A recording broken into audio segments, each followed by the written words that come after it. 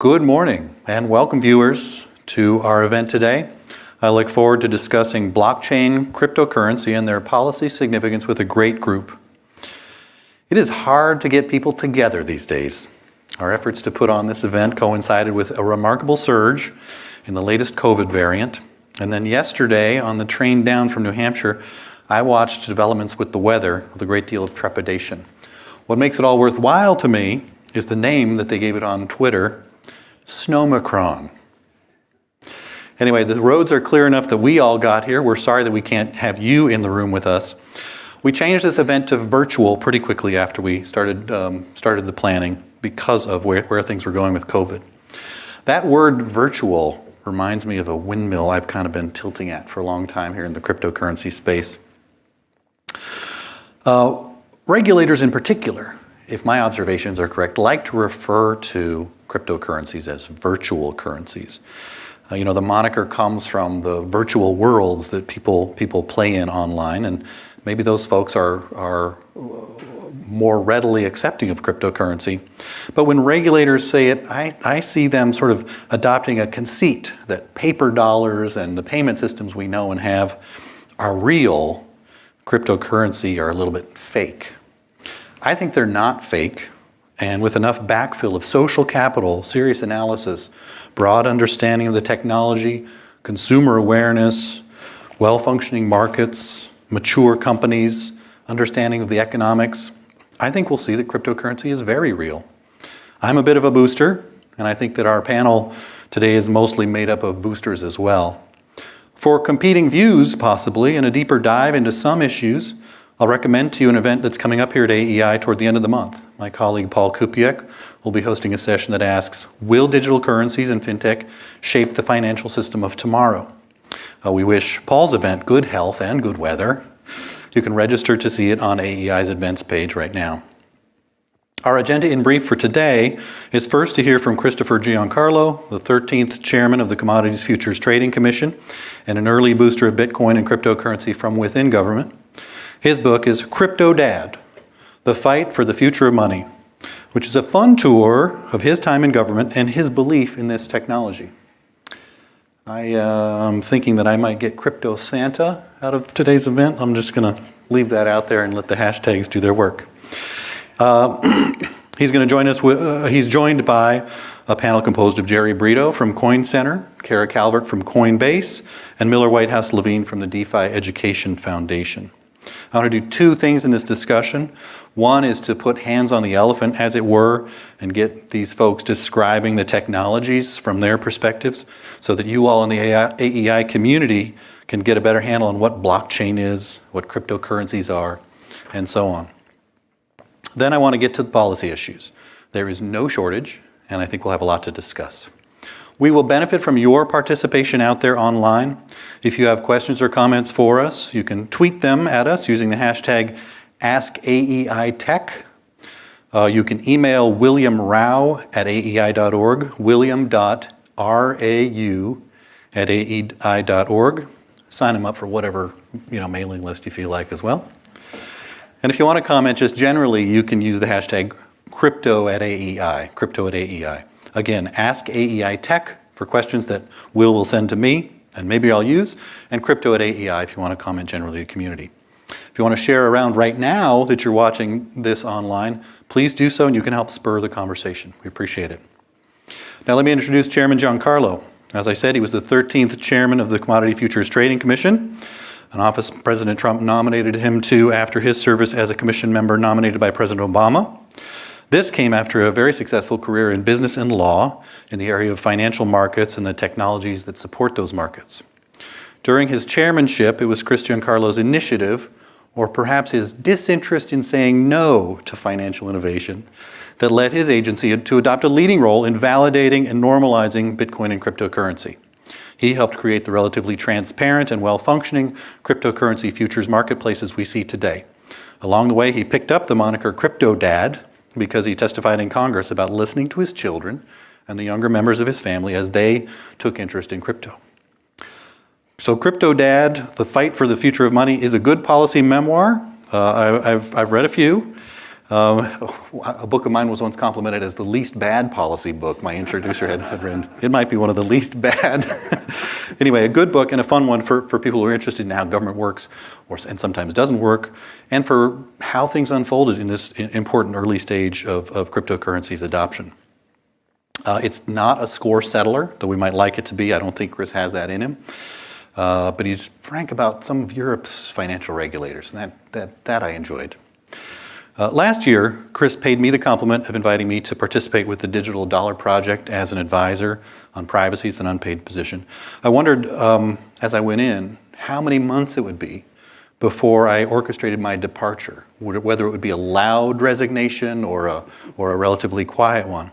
I sometimes count my successes in how many papers I've withdrawn my name from, how many projects I've declined to participate in because they've wandered away from my principles. But consistently, I've seen Giancarlo return in public presentations and congressional testimony to the importance of privacy, due process, and civil liberties when it comes to a central bank digital currency. The privacy principles that the Digital Dollar Project recently issued are quite good, so my dramatic departure from the DDP awaits another day. In 2016, Giancarlo paid the compliment to AEI of coming here to this room to lay out an agenda for his leadership of the CFTC. My colleague Peter Wallison introduced him here. The stage was different at the time. It had a very space age look to it, and Peter commented on that. It was the dais itself looked, the podium itself looked like a bit of a rocket ship. We're on a more normal stage than you were then, but we're complimented again, happy and thankful to have you back. Whatever the stage looks like, Mr. Chairman, take us to the moon. Let's do it, Jim. Please. Well, thanks, Crypto Santa. It's great to be with everybody, great to be with all of you. It's a distinct pleasure to be back at AEI. And as Jim mentioned, in 2016, I was here to lay out the innovation embracing agenda that I adopted as chairman of the CFTC. And that agenda resulted in the CFTC overseeing the world's first fully regulated marketplace for Bitcoin futures, a market that remains the benchmark for liquid, transparent, and institutional trading and price discovery for crypto derivatives. Today, I'd like to continue my advocacy for a regulatory embrace of American innovation. And as I explained in my new book, I believe the financial system and money itself is changing right before our eyes. In fact, I think we're in a fight for the future of money, what it looks like, how it operates, who controls it, and ultimately what social values it carries. But before I tell you more about this fight for the future, let me first set the scene with 3 observations coming out of my time in public service.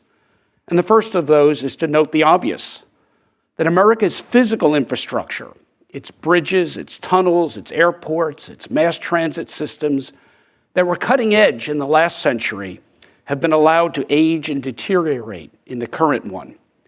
And like Jim, I just rode the Acela from Newark to Washington, and the state of our dilapidated American infrastructure is on full display right outside the train window.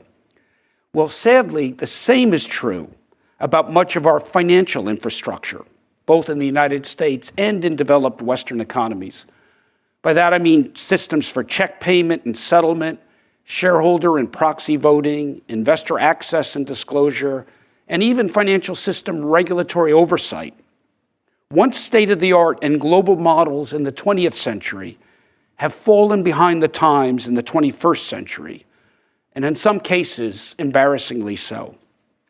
This aging financial system puts developed economies, like ours in the United States, at a competitive disadvantage to the likes of China, that are building new financial infrastructure from scratch with 21st century digital technology. For example, it typically takes days in the United States to settle and clear retail bank transfers, while in many other countries it takes mere minutes, if not seconds. And it takes days to settle securities transactions. And it's ridiculously expensive to remit money overseas. It's often faster to move money around the globe by stuffing cash in a suitcase and hopping on a plane than it is to send a wire transfer. And nothing better reveals the limits of our existing financial system then the US government's initial financial response to the COVID-19 pandemic in the spring of 2020. Tens of millions of Americans had to wait a month or more to receive relief payments by paper check, and more than 1 million payments were made to people who were dead. The second observation I'd make from 5 years in government is that the rapidly growing landscape of cryptocurrency and digital assets is being built upon a new wave of the internet. It's a phase that some people call the Internet of Value. Now, the first internet wave of the 20th century is considered the Internet of Information. Wikipedia is an example of that first wave, a massive decentralized online reference authority composed collaboratively by volunteers who share information and peer-reviewed entries. That first internet wave transformed so many human activities, from music, think Pandora and Spotify, television, YouTube and Netflix, retail shopping, Amazon and eBay, local transportation, Uber and Lyft, travel and leisure, Expedia and Travelocity, photography, Flickr and TikTok, communications, Twitter and FaceTime, social networking, Facebook and LinkedIn, and business meetings, which we're all getting to use on Zoom and Teams. Fortunately, that first wave of the internet was greeted here in Washington a quarter century ago by an official response that was enlightened and bipartisan. The White House and Congress came together to promote development of an internet of information unfettered by inapt federal and state law. This policy response is now considered to be called First Do No Harm. That first wave was superseded by a second wave, the Internet of Things, in which most every place we shop and dwell, everything we wear and drive, every device we engage with is being conducted over the internet. Well, we're now experiencing the internet's third wave, what some people call the Internet of Value. And in this wave, things of value like energy, agricultural and mineral commodities, contracts, stock certificates, land records, property titles, cultural assets like music and art, and personal assets like votes and election, even personal identities, can be stored, managed, transacted, and moved around in a secure private way from person to person without third-party intermediaries or gatekeepers. This third wave of the internet is shifting the medium of trust from large centrally managed institutions with legal authority to person digital handshakes powered by cryptography, tokenization, shared ledgers, and a network of personal computers and smartphones. Nowhere will this Internet of Value have a greater impact than in the area of financial services, where it has the potential to unlock scalable, disruptive innovation. It's naive to think that the internet will not transform financial services, banking, and money itself in the same way that the internet has transformed information, social interacting, retail shopping, local transportation, photography, and music. It's going to happen. In fact, it's already happening. Money is changing right before our eyes. Like text messages and photographs, money is becoming digital, decentralized, tokenized, and borderless. Thanks to stablecoins, value is now transferable around the world in nanoseconds, 24/7, 365, in a way that is increasingly decoupled from the traditional bank account-based system and correspondent banking services. And it is the private sector, not the official sector, that is leading the way to the future of money. It began over a decade ago with Satoshi Nakamoto's 2008 white paper. Today, more than 200 million people worldwide and more than 60 million here in the US are participating in this technological revolution, this Internet of Value, empowering creators, innovators, and developers while introducing needed competition to ever more concentrated financial markets. It may likely do to banking, payments, and money itself what the earlier internet wave did to information and communications and entertainment, and that is reduce cost and latency while increasing accessibility, inclusion, and economic freedom. Sadly, Washington's response to financial innovation this time around is a far cry from the earlier first do no harm. Rather, it appears to be first preserve the status quo. The President's Working Group on Financial Markets recently published a report on stablecoins. It's the first major indication of the Biden administration's policy response to the rise of digital assets. And overall, the report is highly defensive and reactionary, focused far more on what could go wrong rather than what could go right if innovation is properly channeled. It fails to declare any national imperative to harness digital asset innovation to upgrade our creaky, exclusive financial system to expand inclusiveness and lower costs for new generations of Americans. In my view, it's a missed opportunity. Which brings me to one more broad observation, and that is, if we act now, I believe we can harness this wave of innovation, this Internet of Value, for far greater financial inclusion, capital and operational efficiency, and economic growth for generations to come. But if we do not act, this coming wave of the Internet will lay bare the shortcomings of our aged, analog financial systems with potentially disruptive impact on our Western economies. I'm so convinced that the Internet is going to dramatically change the nature of money and possibly the values it represents that almost 2 years ago, I co-founded the Digital Dollar Project. The project is a think tank devoted to the public discussion of the merits of a tokenized form of the United States central bank digital currency, what is known as CBDC, or what we termed a digital dollar. Our work is published at digitaldollarproject.org, and I invite you to take a look. The project is a not-for-profit partnership between the Digital Dollar Foundation and Accenture, the global consultancy firm. It's not a commercial venture. It has no business model to pursue. The project has assembled an experienced and nonpartisan advisory board in order to bring many perspectives and professional disciplines to bear. Jim Harper is a member, and we're proud to have him. The project recently named Jennifer Lassiter as its full-time director. Jen was with CFPB before that. The project is officially agnostic to continued development of stablecoins and other non-sovereign digital currency.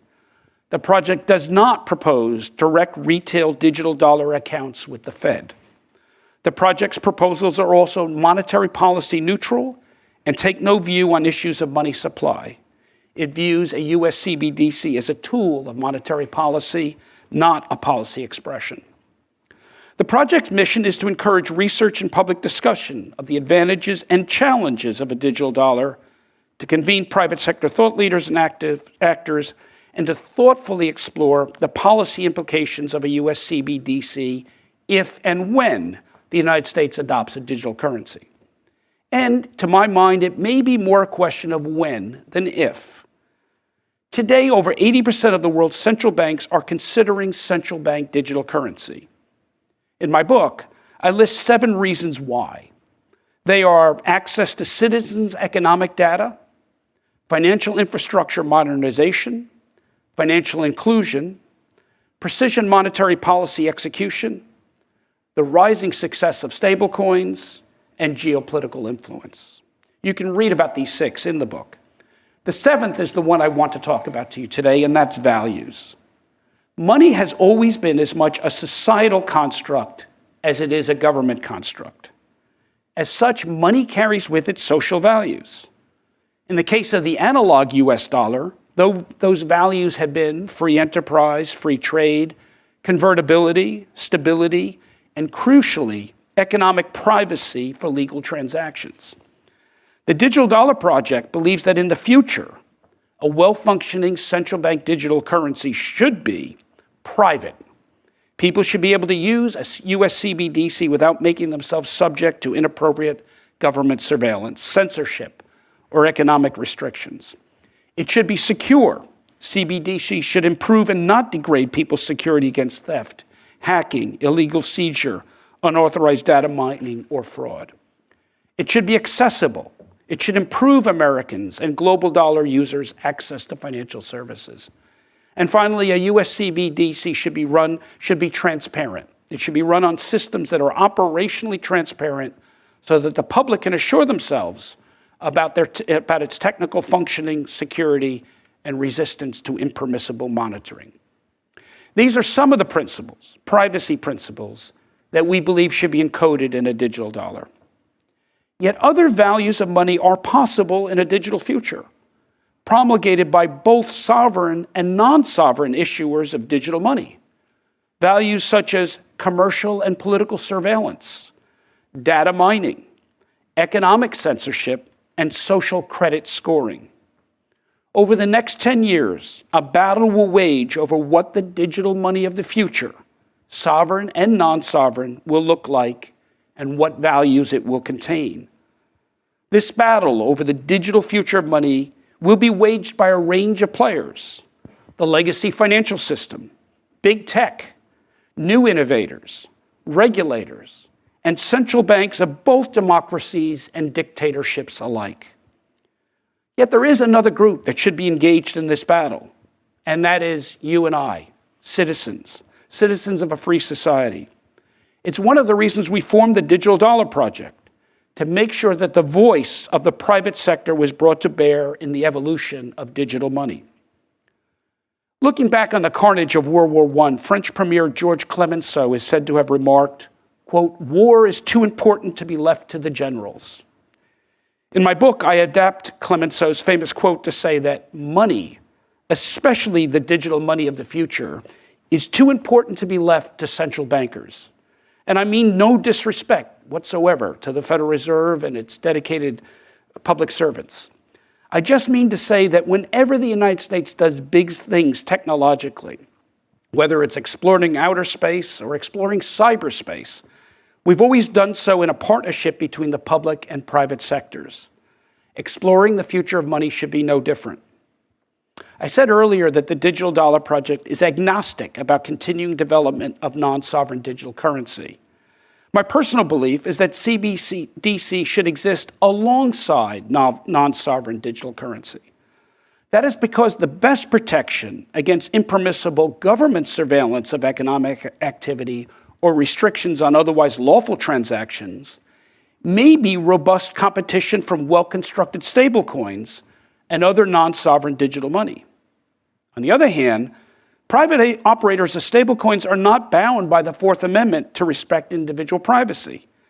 They could easily be brought under political pressure to surveil or restrict politically incorrect transactions, say purchases of ammunition or abortion, depending on which political party was in power.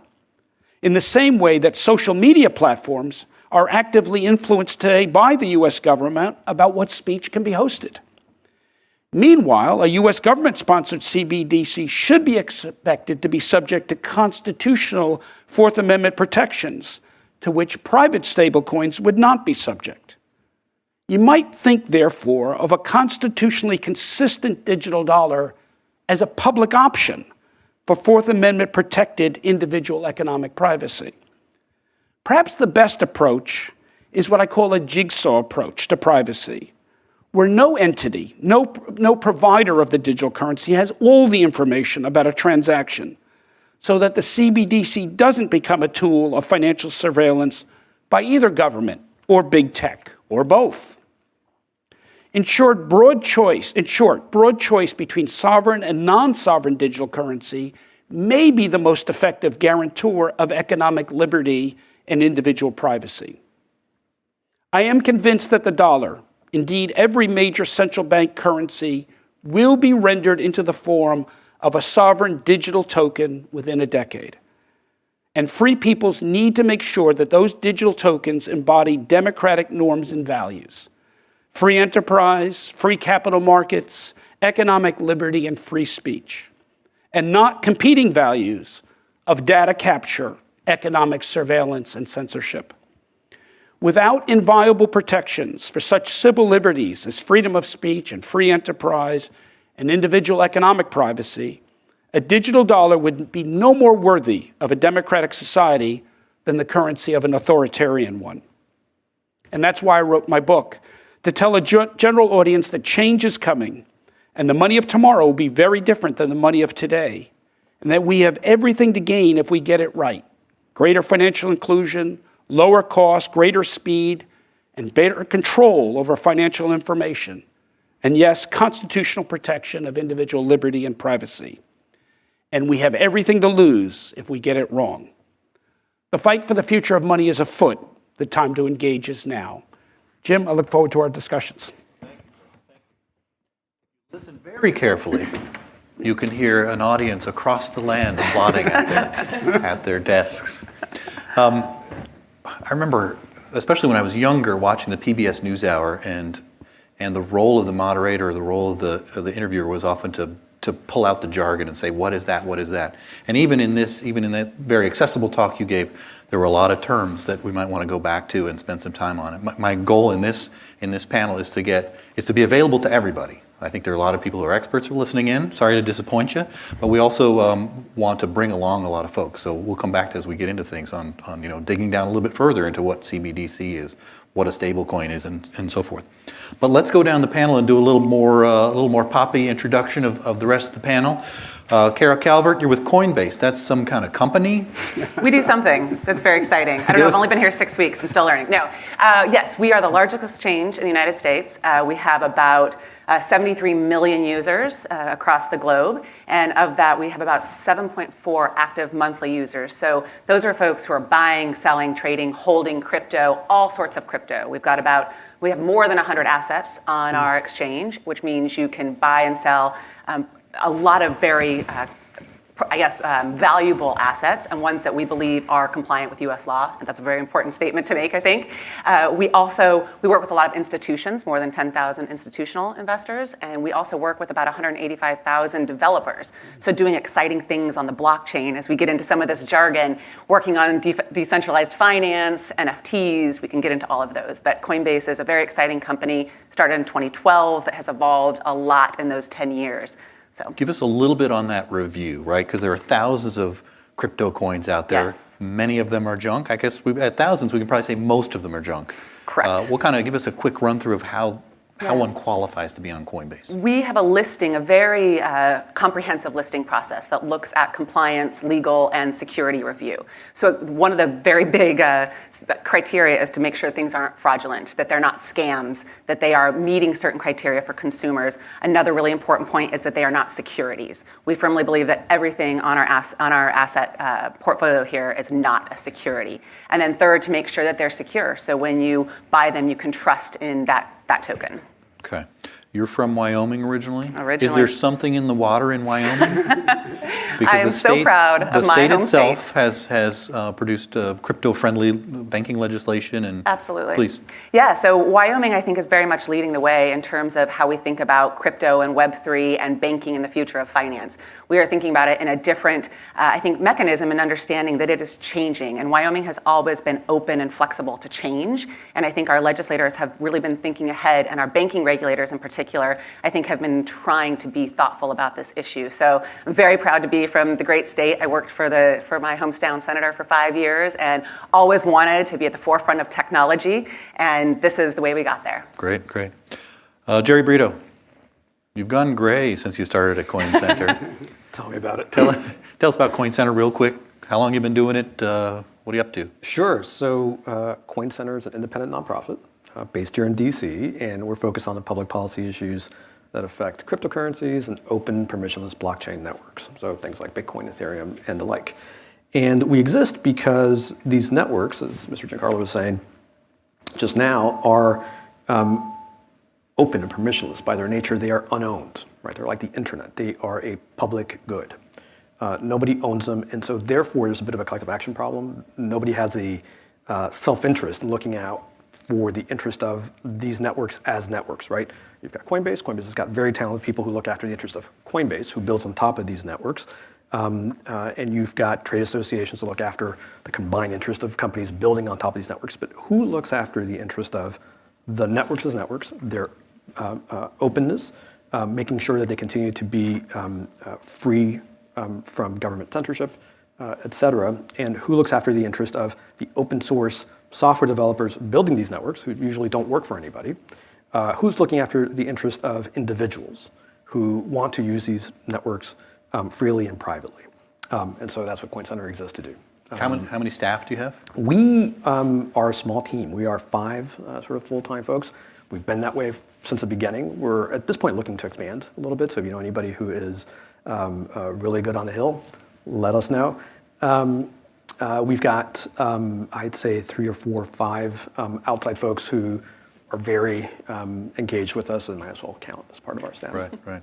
And I prepped you, I told you I was going to ask you this question. Who is Neeraj Agrawal and why?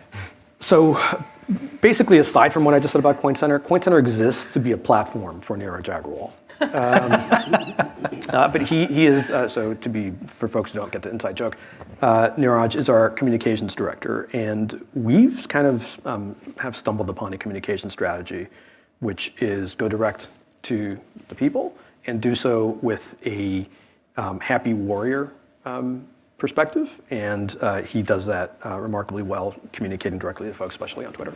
I find him very enjoyable to follow on Twitter. He, I think, to use polite language, he can let you in on what the zeitgeist of the day is. It's a entertaining and I think a neat way of interacting with the public. Miller, you're a kid. I am. You're going to go gray at some point, or if you're well lucky, on my way, if you're lucky, bald. Tell us about the DeFi Education Foundation. What you do there? The DeFi Education Fund is a 501c4 social advocacy group founded 5 months, 1 week ago.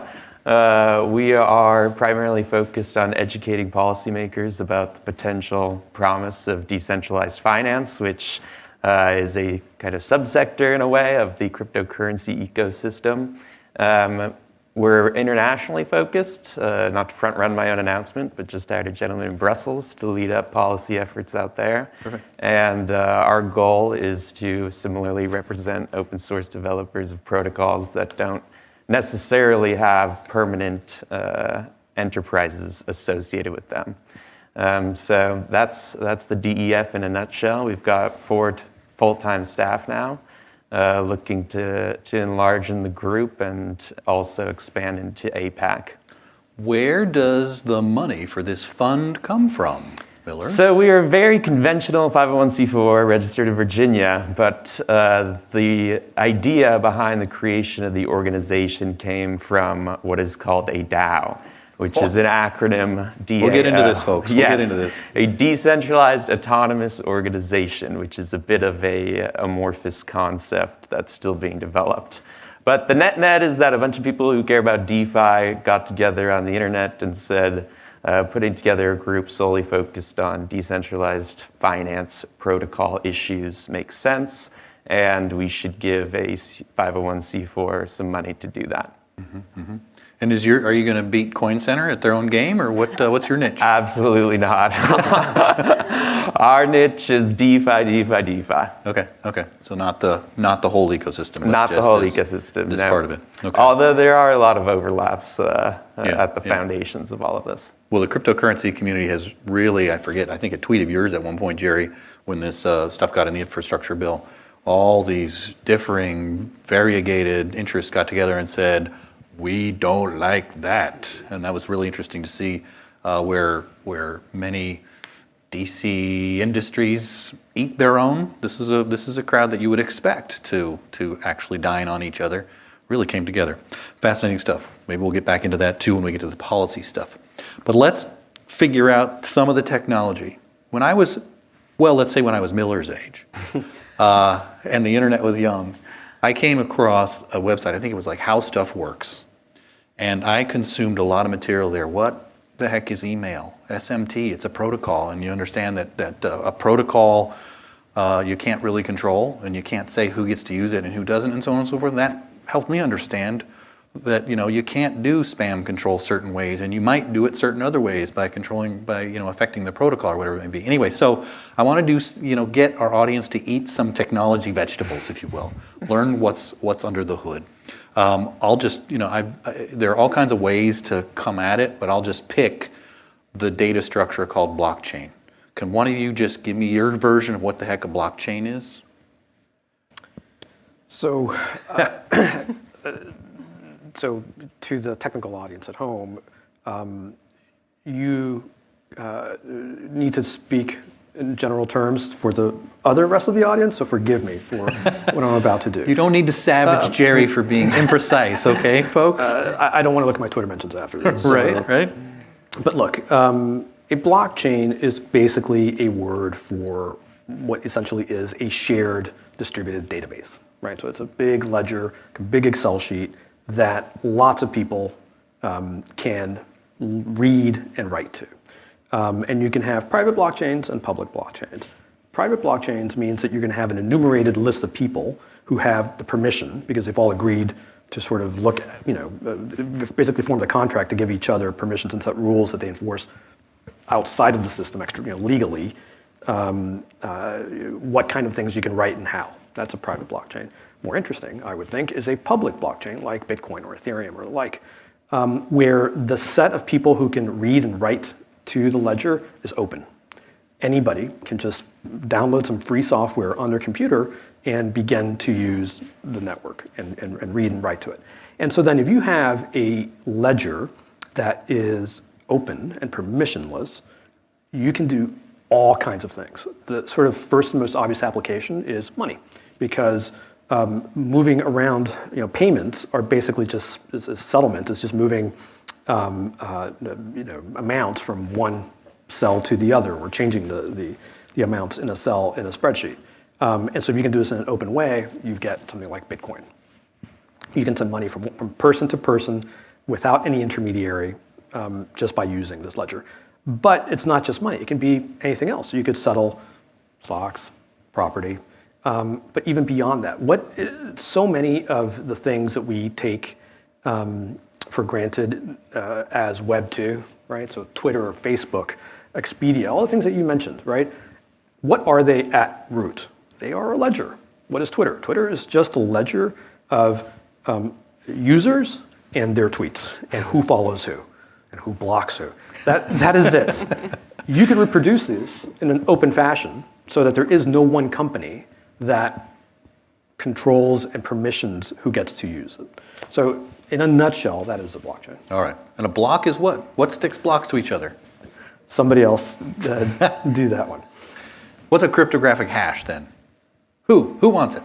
Well, from my understanding, cryptographic hash is basically when there's a confirmation from all of the different holders, whether they're node holders, whether they're involved in the confirmation or the validation, that they go in, they say, yes, that's what happened, yes, that's accurate on the block, yes, that's accurate on the block, and then it's validated, and therefore it's hashed to the block. And so you connect each block with a hash, and you go down the line, and that's where you get the chain.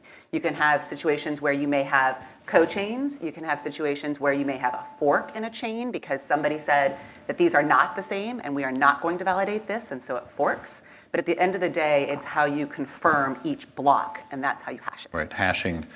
So a hash of a block is a string of characters saying that the contents of this block, if you can take the contents of this block, hash them using this algorithm, you're going to get this string of characters. Do that over and over again. You can prove that that block was not changed since the time it was created. Hashing of hashes then proves that all the blocks in the chain are consistent all the way throughout. And Jim, that's one of the breakthroughs here, because it's the consensus of the users that are confirming a transaction is taking place, as opposed to a central intermediary. Citibank says your money went through, or some other third party confirming things. What makes it so unique is a consensus basis of the users of the group are confirming. Let me say to folks that CryptoDad is a book that will get you into this pretty well. It's a good beginner's introduction to this stuff. You can read it through and get an idea. It was written for a general audience. It wasn't written for those Twitter files that'll down to the very finest point, because that wasn't the point. The point was to get a general audience started along the journey. And that idea of open and permissionless makes me need to ask about P2P. What the heck is that, Miller, and how is it used to secure open blockchains or to administer open blockchains? So in a blockchain structure, you have a group of computers connected in a peer-to-peer way, reaching consensus over shared data. We've hit the shared data, we've hit the consensus. The peer-to-peer network means that each computer either participating in the consensus process or attempting to, taking the example of Bitcoin, send Bitcoin from one wallet to another, are communicating with each other without having to rely on an intermediary to effectuate the transmission of information. So using the internet, a really awesome peer-to-peer network, one can talk to any computer directly around the world. And that is a security feature, I think importantly, because it decentralizes who is tracking the information, the shared data that everyone is agreeing to. You know what I'm not going to do today? I'm not going to ask anyone to talk about the Byzantine generals problem. Let's just not do it. Let's get into mining, though, and that'll take us into cryptocurrency. Someone talk about mining and cryptocurrency. So we got the data structure. What I've tried to do is get us the understanding a little bit of this data structure. The way I describe it is a ledger with pages. A blockchain is a ledger, a block is a page. It's a starting point. But cryptocurrency adds a little something because it inclines people to spend effort on securing this. So I'll give system. it a shot. Please. But before I do, I don't want to fight the hypo, but I want to say this. That when you have I have a car, and I know what it does. What it does is very cool. I can drive it anywhere I want, right? But I have no idea how the engine works. And that's fine. If I wanted to know how the engine works, I know I could go and find out. And there are better resources than AI panels for me to find out how the engine works. What? Where I could literally learn the technical details and build one from scratch if I wanted to. So just with that caveat, I wouldn't, personally, when I talk to folks, I try not to focus so much on the technical details of how it works, because, by the way, there are many cryptocurrencies and they work differently. Yep. But mining, again, at a very high level, is the process by which you add blocks to a blockchain. And so the idea is, let's take Bitcoin as the example. There's a new block added to the blockchain about every 10 minutes. And the way this process works is that you've got a peer-to-peer network of everybody who's on the network. And suppose that I'm one of the peers, and I say, I want to send some money to Jim. I want to send them $100 worth of Bitcoin. So I take Jim's Bitcoin address. I take an address to which I have previously received more than $100. And I say, send money from this address, and I have a password, a private key that controls that. Send $100 worth of Bitcoin to Jim at this address, and I sign that sign that message with my private key, and then I broadcast this message on the network, which means I send it to my nearest peers that I'm connected to. Maybe it might be 3, 4, 5, and then they further it on to the 3, 4, 5 they're connected to. And pretty soon, everybody on the network is seeing this.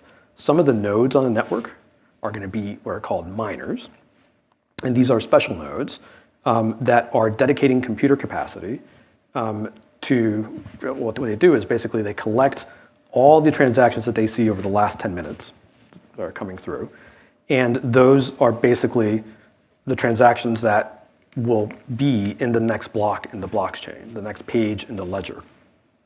And you've got hundreds, thousands of miners around the world all doing this, all basically collecting essentially the same transactions they're all hearing at the same time. And they're racing to be the first one to solve this cryptographic puzzle, to be the first one to solve it. And if they're the first one, their block is the one. And they choose the order of transactions. It's very important. Do you want to go say something? Yeah, blockchain and Bitcoin go together like chicken and eggs. Mm-hmm. But unlike chicken and egg, it's very clear which came first.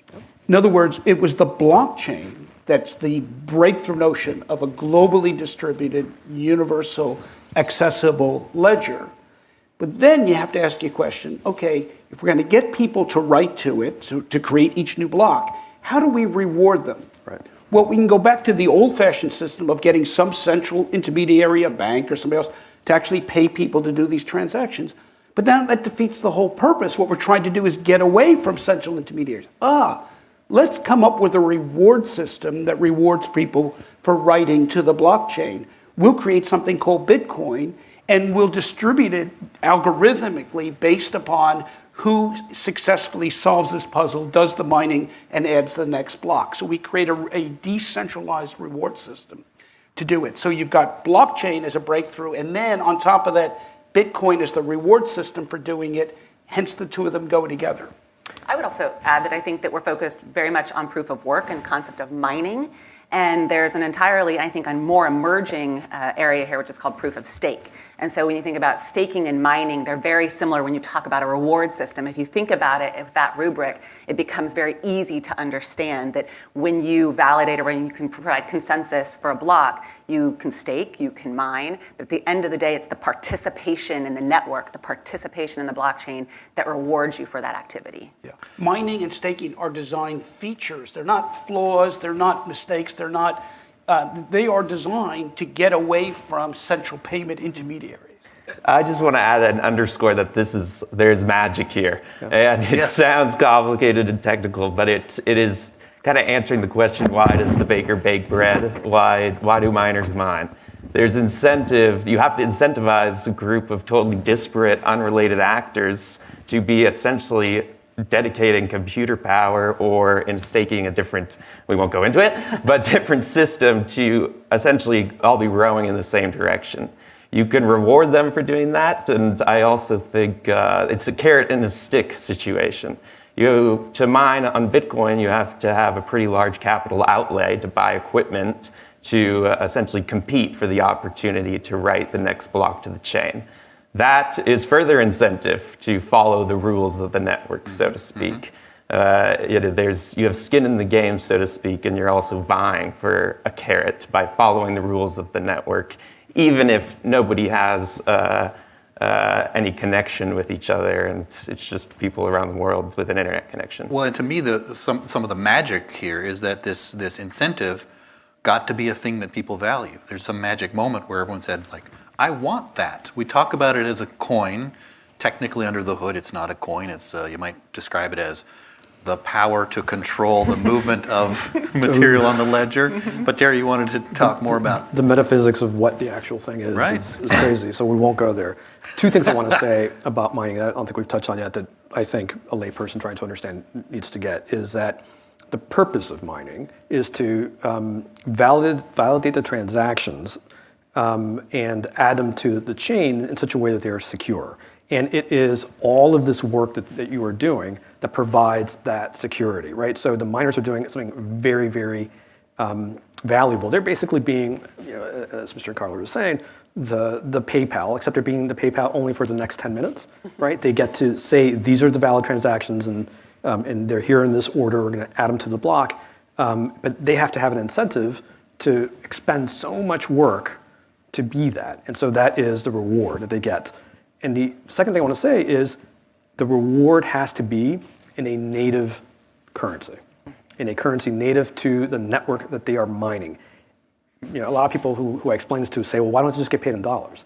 Well, if you introduce dollars into the system, you've introduced you've removed everything that makes it permissionless and open because you've introduced all of so the reward has to come in a token that is native. And so if people see that there's value, people want to use the ledger in order to read and write transactions to it, whether it's to send each other money, whether it's to do decentralized file storage, whether it's to run smart contracts, then there's going to be demand for the native currency in order to use the network. And so that demand gives it value, and that value is what miners compete to acquire one day. Yeah. I'll defend the premise or the idea of trying to get people into the technology some. You got to know enough about your car so you don't get ripped off at the mechanic. That's true. We're trying to help you all. And this discussion, for those tuning in, this discussion is very, very basic and generalizes and we've misstated and all kinds of things for the sophisticates. But it's probably really complicated and really hard to grok for folks that are just getting in. So those of you just getting in, we're going to do a lightning round next, where we're going to just hit the top of a whole bunch of terminology. What's lightning? Okay. So lightning is a layer 2 solution to the Bitcoin network. Okay. So what does that mean? Look, Bitcoin blocks come around every 10 minutes and no faster. Okay. Guys, forgive me. They can't come faster. No savaging Jerry on Twitter. They can't come faster. They come slower. The point is they're about every 10 minutes, but not very much more than that. And they are small, right? They're like 2 megabytes. They're a little bit more. And so in that amount of space, you can only fit so many transactions. There's no way that you're going to approach the kind of scale of numbers of transactions that a Visa or MasterCard, what's the word, approve, right? Because they don't settle, by the way. Settlement still happens 2 or 3 days later with Visa and MasterCard.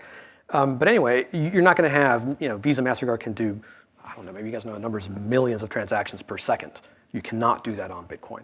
And so Bitcoin does not scale to be that kind of day-to-day payment system. It's more akin to a settlement-based layer. So can we build a system on top that is super fast, lightning fast, one might say, that can settle to the Bitcoin blockchain? And essentially the way it works is we can, if Kara and I transact frequently, we can basically open a channel between each other where we each have a balance. And when we open that channel, that is a transaction that's written to the Bitcoin blockchain. But then once we have the open channel, we can transact back and forth. I can send her $5, she can send me back $1. I can send her 1 penny, she can send me back and forth as much as we want. And none of that costs anything. It's, it actually does cost a tiny fractions of a penny. And only once we're done, or once Kara disappears, or I disappear, whatever, do we settle to the Bitcoin blockchain, and then our respective values are, so it's using Bitcoin as the settlement layer. Wonderful. Yeah. And this lightning round is going to be more lightning. More lightning. It's going to be more lightning-ish from here on out. What's an NFT? Someone other than Jerry, take what's that. an NFT? Oh, go ahead. I was just say NFTs are non-fungible tokens, and unlike Bitcoin that is value to value fungible, they're valued at different amounts based on what it is. So it can be, we're opening at Coinbase an NFT marketplace where folks can actually go release their NFT. So that could be, if you're an artist, in terms of a musician, you could go release an NFT that maybe is your fan club. And you then would have access to certain things. You might have access to tickets, but at the end of the day, it allows that musician to monetize their content throughout the block. So not just about their one ticket that's then resold on a third party and then resold again and then resold again. Rather, it's on their block and they can actually manage that. So there are lots of different ways you could have an NFT, but it comes down to a value assigned to this one thing. Miller, what's going on with the apes? Apes are an NFT project that essentially does exactly what you just described. There is a provably unique token, a one-of-one token associated with an ape drawing. And just like a certificate of authenticity, people ascribe value to that. I am less a booster of stuff like that than the basics that we talked about ahead of this. Can I say something about NFTs? So yeah, I think my colleague Niraj drew a lot of scorn recently when he said on Twitter that the NFT monkeys have set us back years in explaining this stuff. But here's what I think he meant. So NFTs are an incredibly important innovation, but they've been associated with their first use case, which is fine, which is a lot of art, a lot of different cases like that, collectibles, things like that. But let me give you another example of an NFT case being used right now. The Ethereum naming system, ENS. Okay, ENS is a competitor to the domain name system, right? So I own jerrybrito.com. What does that mean to say I own it? I don't own it. I basically have a registration with a registrar who in turn feeds up to ICANN, which is a centralized global body. And at any moment, I can be booted, jerrybrito.com can be taken away from me, right? I also own jerrybrito.eth, okay? And that is an NFT that I own and nobody can take away from me. And I can point that to my website and I can use it to receive payments. I can use it to receive other NFTs at that address, whatever I want. And it's mine and nobody can take it. And so it's my identity. There are lots of other use cases for NFTs beyond just art. You're reminding me just some old guy talk, which I do more and more all the time for some reason.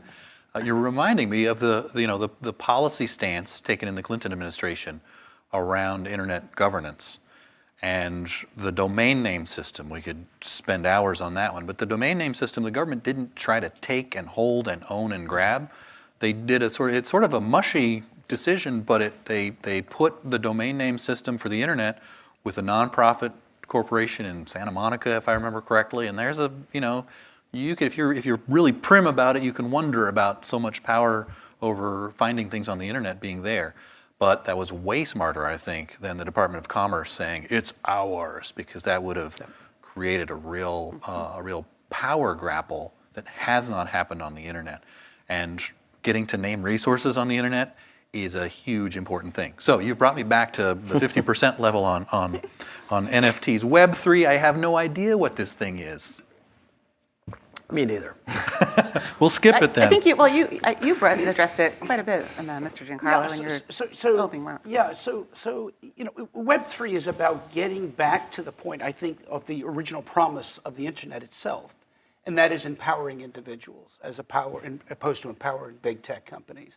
What we found is that with the rise of big tech, they're in command of our data. They're in command of our information. And what do we get for that? We get nothing. We supply them with all of our personal information on Facebook or on Amazon when we shop or in other ways. And they take that information, they use it for their own commercial purposes and often to influence us. The notion of Web3 is to get back to, I think, the idea of the original promise of the internet, of taking back control in our own hands.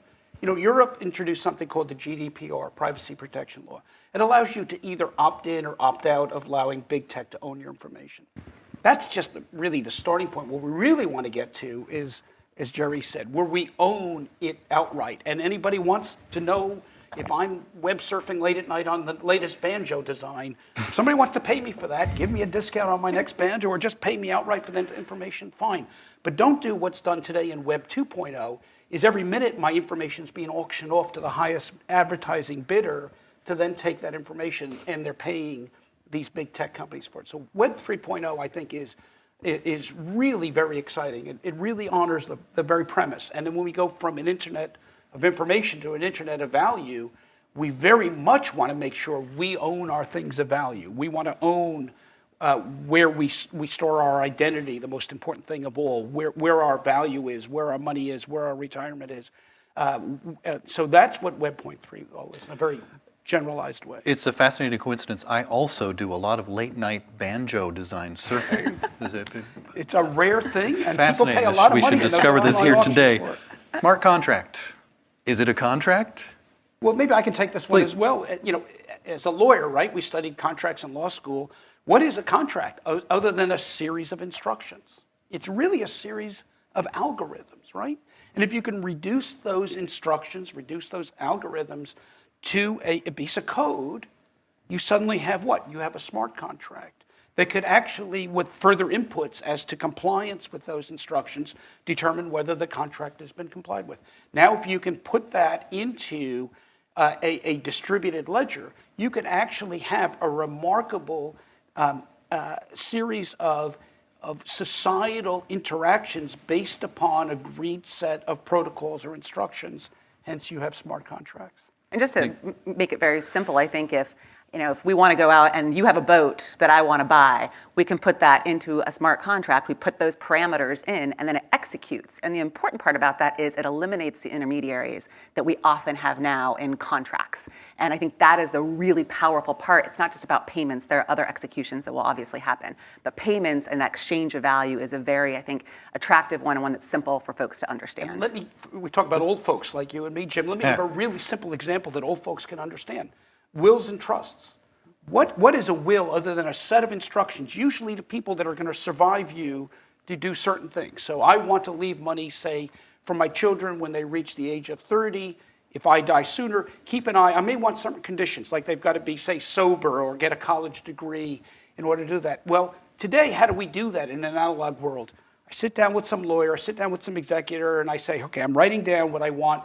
I've got to trust you after I'm gone to do all this stuff.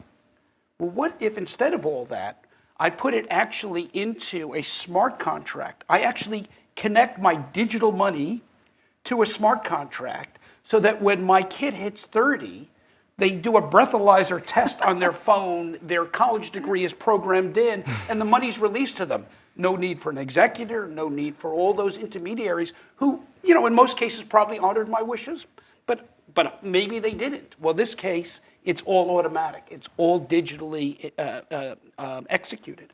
I feel New York and a lot of other legal centers like shivering at this prospect. I mean, and it's even bigger than that. Jerry, you want to gloss on that or something else? I do. I mean, so I agree generally with everything that was said, but I kind of want to give a different spin, which is the smart contracts are neither smart nor contracts. So not the same. So, well, no, but everything you described is what a smart contract is. I think people hear the term smart contract, and number one, they think it's legal. It's legally binding in some respect. And in many ways, you look at a smart contract, and there's nothing legally binding about it. So it's not really a contract in the way that we think about contracts as a meeting of the minds, memorialized, et cetera, et cetera. And I'd say there, Jerry, is yet. Potentially. Right? Because potentially, remember, yes. the internet first started, we didn't know whether that click-through was a legally binding agreement, and it is now. Yep, totally. The other thing is smart. So I think a lot of the smarts that traditional contracts have is in the interpretation that we do rely on third parties to do. So things like reasonable or best efforts. These are things that have to be interpreted. And that machines who just do it automatically are not best suited to. That said, you're right, yet, because you can have DAOs that maybe the way that things are decided is there are basically incentives for people to align with what is ultimately the right choice, with the majority choice, you could say, and get a good result. So just wanted to just caution people to not think of these things necessarily as legally binding. Let's have Miller do DAO now, because he said it first, and I want to know more. Well, about I'll start. I would just decentralized wrap up autonomous smart organizations. contract. Even more broadly, I think of smart contracts as being computer programs that, given input X, Chair Giancarlo's kid, passes the breathalyzer and graduates from school. You have an extraordinarily high degree of confidence that output Y will happen. In this instance, assets are transferred to Chair Giancarlo's kid's account or wallet. So, but generally a DAO, decentralized autonomous organization. Be quick, and if you can, tell us the story of the DAO. DAO, like I said at the outset, is kind of an amorphous concept. How I think about it is a group of folks over the internet who are collectively trying to accomplish some shared goal, be it the provisioning or the maintenance of a computer program, a smart contract, or the collection of money to go buy the replica of the Constitution. I kind of think about it as the internet native corporation in a way. It's an entity, whatever that means, that is attempting to accomplish some objective. And anyone who chooses to, it's permissionless, may participate in that, at least the reaching or striving for that objective. Let me take what you said there and start to segue over into policy questions. Because you said an interesting phrase, internet native corporation. The blockchain that we talked about and cryptocurrency, it's kind of everywhere and nowhere. That's how I sometimes describe it. It's everywhere and nowhere. You can take your cryptocurrency in and out of a jurisdiction without anybody patting you down and taking it from you. You can get together with others and create an internet native corporation. One of the interesting challenges, and this again takes us into public policy, is that corporation is everywhere and nowhere. It's not subject to taxation in any jurisdiction. It's not subject to regulation in any jurisdiction. Necessarily, I must add well then, Jerry, tell me why I'm wrong, or Kara. Oh no, I just wanted to say that you probably are, whatever activities you're doing will be subject to regulation and taxation somewhere. It's just that it might be very difficult to enforce that, or you might get away with not being caught, but it probably is. Another plug for detail. Wyoming is actually addressing this issue, right? They've talked about how would a decentralized autonomous organization become an LC. And in fact, they have laws on the books that allow that to happen in a way that provides that clarity for some. Because in general, there are many DAOs, I think, who are interested in remaining fluid and nebulous, but there are many who actually want to accomplish something, and they want to do it in a compliant and legal way. And so even though you don't have the same intermediaries as you may have a corporation, there are governance structures, there are ways to make decisions, and there is a legal path forward, at least in Wyoming and other places. I think other places are trying to catch up with that, including at the federal level. In this role of trying to simplify, I want to ask you what an LLC is. That's some bizarre. Chris, you had something more you wanted to say. I think nomenclature is really important. We talk about a corporation. You talk about something that historically was a grant by a government to grant you limited liability for the actions of the assembly. When you talk about an assembly, you're talking about something that under our Constitution has enjoyed certain privileges from government control, freedom of assembly, right? And so what I would caution those who are proponents of DAOs is watch your nomenclature. If you talk about a corporation, you are automatically saying we're subject to the government's grants of rights to activities. If you talk about assembly, you're talking about something that's historically enjoyed freedom from government control. And so I think the terminology is very, very important. I think it's very true. And I think this is why Miller kept saying it's a nebulous concept that's still trying to be defined, right? Yep. When we first started hearing about the word DAO, there was a much tighter sense of what DAO meant. Today, DAO is just a Discord group, a chat group that happens to have a Ethereum address associated with it, right? That they can spend money, and that looks a lot more like a general partnership where there is with no protection against personal liability. I would say, just a food for thought, maybe the first DAO really is Bitcoin. Bitcoin itself. Completely it's decentralized, it's autonomous, and it's organization in the sense that it's a self-organized peer-to-peer group of people who assemble, very importantly. Participating in Bitcoin is you're exercising your right to assembly to produce this function. There's a cute story that folks who aren't familiar with it should look up about the DAO that got together to try to buy a copy of the Constitution recently. Hate to spoil it, but someone else got it in the auction, which was too bad. More practical. So this question of how a DAO might fit into the legal structures that exist now is one of the mind benders, one of the challenges. But let's move to more practical stuff. One that was out there when I was working closely on these issues was taxation. Who wants to talk about IRS treatment of cryptocurrency? The look on Kara's face is, I don't want to touch it with a 10-foot pole, or she's really eager. No, I think this issue came to the fore over the summer, and Jerry and I worked on a lot of these issues as the Senate was actually addressing some of these. I think the IRS, there is a challenge here, right? I think we need clarity from the IRS on how to treat some of these assets and whether it's property or currency. So there is a challenge there. I think the bigger challenge that we're seeing, and we saw this year in Congress, was I think the lack of education on how some of these work. Going back to making this accessible, this panel accessible, and what some of these terms mean, I think that until you understand some of that technology, it's hard to understand how to tax it. And one of the big issues we had during the debate was, should we be requiring reporting for things, and who should be reporting for things like DAOs, for things like decentralized finance, for mining, for staking, for doing all these other activities, providing these services. A company like Coinbase, we want to report to the IRS. We want to be in compliance. We provide lots of tax services for our customers to know when they bought, when they sold, how much they made, how they can comply. But I think the challenge is working with the IRS to make sure that we're educating and working as a partner with them to help them understand how to do this and then implement certain rules or change certain rules in a way that enable an innovation and enable people to be compliant. So the reason I blanch at the question of what about tax is that where to begin, right? It's it's so many issues. Here's sort of the gloss. The gloss is that the different agencies in the federal government that have related to crypto have sort of done so as the technology has affected them, right? They've sort of regulated. So FinCEN came first, right?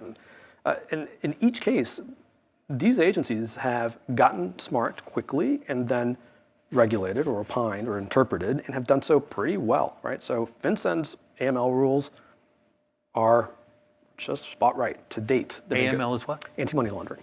Anti-money laundering. Okay. Yes. The FTC obviously did a great job. Even the SEC, I understand people want to have better clarity. I think what they want is different law. But generally has gotten to a good kind of, the IRS and tax policy of Treasury is the one area of law that it's just a complete mess. When they've put out guidance, the guidance conflates things like hard forks with airdrops. I'm not going to explain what those things are, but these are two very different things. And literally, in guidance to the public, conflate topics that makes it impossible for somebody who wants to file their taxes appropriately to do so. And then you get, most recently, to the infrastructure bill that passed recently, but over the summer, there was a series of crypto-related tax provisions included in that, lots there, and we can't possibly get into all of it, but essentially, it assumes that this technology operates in ways that it does not. And this is not good for the regulators and enforcers, because they're not going to be able to do what they think they want to do. And it's not going to be good for users who aren't going to be able to pay their taxes when they want to do it the right way. So there's a lot of work to be done there. Let's talk about the federal government's institutional response to this burgeoning technology. Kara, Coinbase had a suite of policy proposals they put out recently. If you want to put them out there, let's chew on them for a while. Yeah, so we released the digital asset policy proposal over the summer and into the fall, and it was the result really of over 70 meetings with lawmakers, policymakers, regulators, staff, stakeholders, industry stakeholders, really to understand what the market needs right now. And I think where we settled is this idea that this market has changed. So it's, as a 15-year veteran of technology policy, I really feel strongly about being technology agnostic. I think what we try to accomplish here is that it's not the technology, while it's changing the markets, it's changing the consumer expectations. So our first pillar, it's changing the risks. Our first pillar is, as we see intermediaries, the need for intermediaries, the need for certain third parties, as that changes, we need a different framework. We need a different mindset. So that's the first pillar. The second pillar is thinking about a single regulator. This could be in any of the existing agencies, CFTC, SEC, any range of them. I think, but the idea is that single regulator needs to have a mission that promotes innovation and a mission that understands the technology. Because how can you regulate decentralized finance if you don't understand it? So it's really this idea about understanding the technology, understanding where the risks are and the intermediaries lie, et cetera. Part of that is having, you would actually have a license or authorization for a marketplace for digital assets. So a company like Coinbase could go in and register as an exchange, a marketplace for digital assets, a DMA, and we could actually then provide a digital asset through the life cycle of its life. At the end of the day, then we would also have an SRO that could help, I think, the agency be more nimble. SRO stands for what? The self-regulatory organization. Very good. There are a number of them in the government that have proven extremely successful and helpful. Along with that, then, to our third pillar, it would be focused on consumers. So disclosures, robust, appropriate disclosures. We would have fraud and market manipulation prevention, to really make sure that we're understanding where the risks are and helping to enforce against those. And then third, thinking about the efficiency and how the markets actually run. So along with that, then, our fourth pillar is really thinking about interoperability and fair competition. And frankly, all the agencies should be thinking about fair competition. I think that we've seen folks that have done that very, very well, and I think we need to make sure that moves forward. So those are the four pillars. We can get into the weeds on those, but I think that's something we initiated this and threw out, and I know many people think that a single regulator is just, pie in the sky, total rocket ship idea. But at the end of the day, we're seeing it across the world in a global environment, and it's not crazy to think about a single regulator. It's happening around the world. And it's happening in a way that is attracting innovation and attracting this industry, because in the US, our fractured system is actually pushing folks overseas. They don't know where they should release a token. They don't know how they should do it. They're afraid of getting stomped out. And so I think we really need to think about how we create a streamlined system that has clarity and easy to comply with, or at least provides flexibility for compliance and actually gets us to a point of true innovation in the United States. As you know, I love getting into the weeds, and I want Chairman Giancarlo to get in there on whatever you're interested in. So first of all, tip my hat to Coinbase and their principles, which were excellent, really well done, really thoughtful. They're absolutely right that I believe there should be a single regulator. The problem is you need to look at realpolitik when it comes to Washington. The ad committee's got the CFTC. The banking committees have the SEC. And if you think that's just a sort of a measly committee structure, that goes down to, agricultural powers in the Midwest and banking powers on the coast. And those dividing lines are societal and they go deep. And neither side is going to yield, right? So the CFTC got out in front of this first. Now the SEC seems to have the baton. But that battle is not going away. The SEC is not going to run with this. The CFTC is not going to yield. This is a long-term thing. So before I left the CFTC, in a long conversation I had with House leadership at the time, I came up with an idea which is still germinating, and I think ultimately I believe it's the path forward. So if you'll allow me. Please. I think the path forward is to recognize the power structures that are. Ag Committee, CFTC, Banking Committee, SEC, and instruct the two agencies to do something they haven't yet done before, but there's a basis for it. And that is to take the ad hoc cryptocurrency working group that I and Jay Clayton created between the CFTC and the SEC and develop it into a bureau, a crypto bureau, which would have joint parentage of the SEC and the CFTC, but it would have its own authorization, its own financing coming from the two committee structures. It would have both sort of a commission structure formed from the two agencies, but then a head who would be independently nominated by the president, confirmed by the Senate, that would be the crypto czar, the crypto leader of a crypto agency.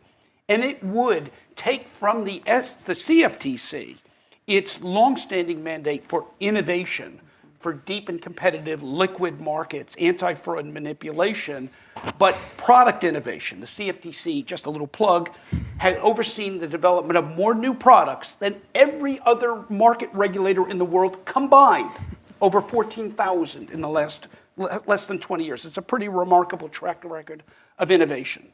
But it would also take from the SEC its mandate for consumer protection, for disclosure, for registration, right? So take these two mandates, combine it in one bureau, and give that bureau oversight over crypto. And there can be a role for others. We can take something maybe from the consumer finance mandate that CFPB has, although the CFTC also has a consumer finance mandate that's worked pretty well. So we'd have to work through that. There's a lot of politics involved. But it goes to your point. At the end of the day, you can't have multiple regulators. In fact, we've tried that. There are products that are jointly regulated by the CFTC and the SEC, and ask anybody. It's a disaster. You need one regulator. You need one regulator that's crypto-focused, that has crypto expertise. One last point. We absolutely need self-regulation alongside federal regulation. There are some in Washington that say, oh, this is way too much the Wild West crypto is to have self-regulation. Are they kidding? Did they not see the commodities markets back in the day? Did they not see the early days of the SEC, the early days of the equity markets? And yet we have self-regulation in securities. We have self-regulation commodities that goes before the CFTC. It goes back to the 1850s. We have self-regulation. And the proof is in the pudding. U.S. commodity markets, U.S. equity markets are the envy of the world. They're the world's largest, best regulated, best functioning, deepest, most liquid, provide the best price discovery. So what about self-regulation has not worked to the benefit of our country in the equities markets, in the bond markets, in the commodities markets? Self-regulation works, and it should work in crypto as well, alongside federal regulation. There are a bunch of places I want to get in the 10 minutes that remain. Let's talk a little bit about stablecoins in terms of monetary policy. I know that's an issue. You talked about the Biden administration stablecoin report. I know nothing about monetary policy. Someone educate me. Where do we start? And in 90 seconds or less. So where do we start? I mean, central banks are the guardians of monetary policy, the national currency, the amount of national currency, whether the currency is being restricted or expanded to meet national needs. And so the question is whether non-sovereign currencies provide a challenge to the central bank to be able to carry out those functions of managing a currency, managing how it is transmitted, what are the transmission mechanisms for it, and of course, what is the amount of currency in the system. Mm-hmm. Hope that helps. Okay. I mean, just quickly. I'm not sure there's a connection between stablecoins and monetary policy right now. Because, I mean, several Fed governors, I think maybe even Jay Powell, have said there isn't really much. Because stablecoins as they exist today, and let's talk about the US-based regulated stablecoins, all they're doing is essentially keeping a bailment of $1 for a token that they give you. And that dollar, if they're regulated typically as a New York trust company, I think like the last remaining big money transmission license kind, USDC, is moving to a trust-based, super safe, liquid assets is what's invested in. So really, there's no monetary implication. The question begins to be raised, number one, when you have stable coins that are not subject to supervision by any regulator, and so maybe there's a little bit of shadow banking happening there. And so that's as much monetary policy as it is systemic risk that might exist.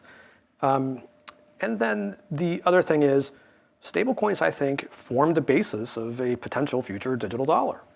And so you can imagine banks being given the authority to issue dollars as tokens, as opposed to deposits as they do today.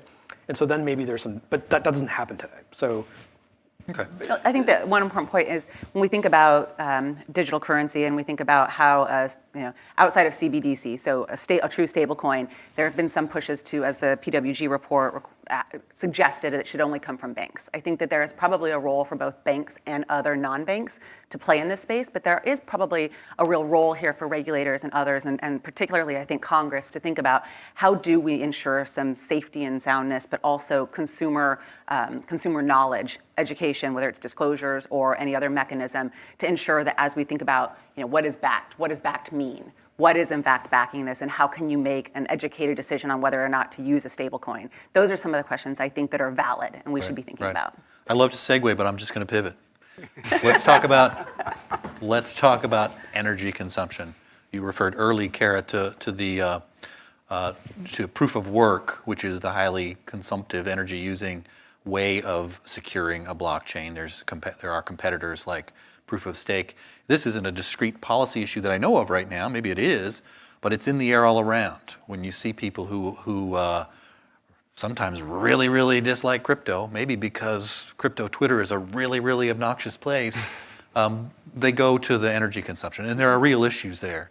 Maybe I'll stick it with you, Miller, because we haven't heard from you in a minute or two, but you want to talk about energy, or anyone else can take it too. Well, I think I'll start by saying, I think any negative one considers about a system has to be balanced with the positive. These things aren't operating in a vacuum. Every system that provides societal good can also have negative externalities. I think that, to your point, critics of the energy consumption of mining might be less convinced about the potential societal benefits of cryptocurrencies broadly, and so it's easy to look at some downsides. Mining, proof of work is critical to the operation and the security of these decentralized ledgers, and I think on net they're societal good. I also think that over time a lot of this is going to follow Murphy's Law. We'll get more efficient. We're going to create more energy in a sustainable way, I hope. And I think it comes down to where one's priorities lie. This issue also. Let me try to answer your energy question with a lightning answer, if I can. Hey. Let's be honest. Proof of work it uses a lot of energy. But because it's using a lot of energy, it does what any demand thing does. It's actually driving renewables to a great extent. We start from the point that you use a lot of energy, but it's actually driving renewable usage. It also needs to be put in context. Our current analog monetary system is very mineral extractive. Running all those ATM machines across the country uses an enormous amount of energy. So it needs to be put in relative terms. We're moving, in many cases, as Kara notes, to proof of stake, which uses much less energy in many other cases. But for the time being, the truth of the matter is proof of work does use a lot of Just energy. one other thing I'll just mention is being a Wyoming girl. Again, I know I keep bringing it back to Wyoming. All roads go back to Wyoming. As a daughter of the energy state and thinking about how these actually intersect, it's exactly where we're seeing intersect. We're actually using energy better in the state of Wyoming to provide some of these mining services. We're capturing natural gas. We're capturing burn-off. We're using wind. There are all sorts of ways that we're actually leveraging renewables to do this mining, even though I think it does use a lot of energy, but we're finding ways to do it. For a moment here, looking down the panel, I was seeing Kara shake her head yes, and Jerry shake his head no. Let's hear from you, Jerry. No, here's the thing, is that I think everything everybody said so far, I completely agree with. But I would say that we don't have to make any apology for the Bitcoin's energy use, okay?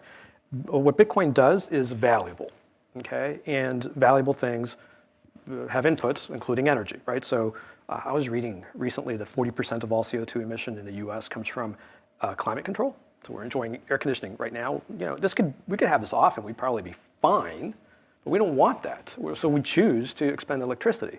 And what Bitcoin's mining process does is secure a network that has billions of dollars, $1 trillion almost, and that is valuable and it's worth the energy that is being expended to protect it.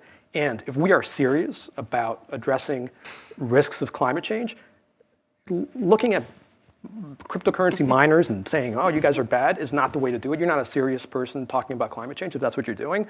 What you should be doing is opening 100 new nuclear power plants in the United States, okay? Tapping geothermal energy in the United States, okay? Opening up exploration that's ripe for exploring. And shutting down all those ATMs. Or doing that. Using tons of do energy. more, don't do less. To Jerry's point, the history of human development is the history of increased energy consumption. Yes. We got to figure out a way to make energy in a sustainable way. All right, left-wing crypto Twitter, Savage Miller. Let me do another pivot in my agenda for the rest of the minutes we have together is to ask you, thanks to our audience, and I've kind of tried to weave in some of our audience I wish questions. they'd be quiet though. There's so much noise. You've been very well behaved from our perspective. I want to talk about this question about the digital dollar, and then let's do some privacy because we only barely touched on privacy. What's the difference between a digital dollar and the electronic transactions we have now? Online bill payments, mobile wallets, and et cetera. What's so good about the digital dollar? 90% of the money we use today is basically bank note money, basically bank credit.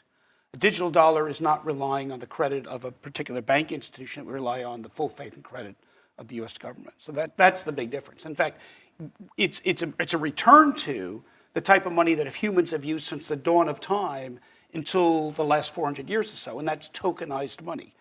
Humans have used tokens, whether it be clay tablets or metal discs with an emperor's heads on it, from the beginning of time, and are very comfortable with that system. With a token system, it's the identity of the token itself that needs to be validated, not who you are, where you bank, and how much money you have in your bank. The problem with the token system in an analog form is it turned out to be local. Bankers in Amsterdam, when they went to Venice, couldn't use their Dutch guilders. And so they got basically credit from the Bank of Amsterdam to go to Venice. It solved the local aspect. And that's the money we use in 90%, whether you use Zelle or Venmo or credit cards or debit cards or a check. In every case, you're not using a token, you're using the credit of an institution. And in every case, your identity needs to be validated. We need to know where you bank, how much money is in your bank. Did your bank credit another bank? That system is actually relatively slow. It's relatively expensive because you got to pay for all that validation. And most critically, it's very exclusive. So, if you do not have identity, you can't use that system. So today's system is a surveillance superstructure. It's a surveillance superstructure. Carrie, you said you were eager to report to the IRS. Come on, settle down a little bit. But only on appropriate information. All right, good. Thank you. Right, exactly. Subject to entirely legal exactly. process, right? Thank you for that clarification. I appreciate that, Jim. I don't think we're going to have time to get to some of the privacy issues that are out there. But I remember coming into Bitcoin thinking, this thing is private, and then realizing, oh, the privacy is fairly brittle, right? Because there are actually firms out there that follow the blockchain, and you can unpack pretty easily. I won't say pretty easily, with a lot of skill, they can unpack who has done what blockchains. There are things out there like zero-knowledge proofs that may allow people to transact anonymously and without publishing even the amounts of their transactions. So there's a whole world of exploration to go on privacy. As I said up here, and I'll say again to you, I really appreciate that you're looking at the digital dollar as being consistent with American values, including the Fourth Amendment and privacy. So I appreciate that very much. I appreciate all of you panelists joining us today, and all of you out there. We can just hear your applause beginning to crescendo. As I close, there's a couple of people in the room who are trying to fill in that noise. I do want to remind you about an event my colleague Paul Kupiak will be hosting. Will digital currencies and fintech shape the financial system of tomorrow? It's Friday, January 28th, and you can sign up to view it at aei.org/events. Early on in the pandemic, AEI had an all-hands meeting where we got together virtually, or digitally, I might prefer. And our president, Robert Doar, talked about what he thought the pandemic held for AEI as an institution and for all of us. We're quite used to now pandemic operations, and I appreciate all who have helped put together this event. And at the end of this call, he memorably talked about how much he looked forward to everyone returning to the building because Robert Doar likes people. AEI is the type of organization where principled disagreements are allowed. I don't think people are that great. But we do look forward to the day when we can have you, our audience, together with us to have an even more lively conversation about the many, many issues which we've barely covered in this area. So thanks to you, my panelists, Chris Giancarlo, Kara Calvert, Jerry Brito, and Miller Whitehouse-Levine. Thanks to all of you for tuning in. We'll see you again hopefully soon.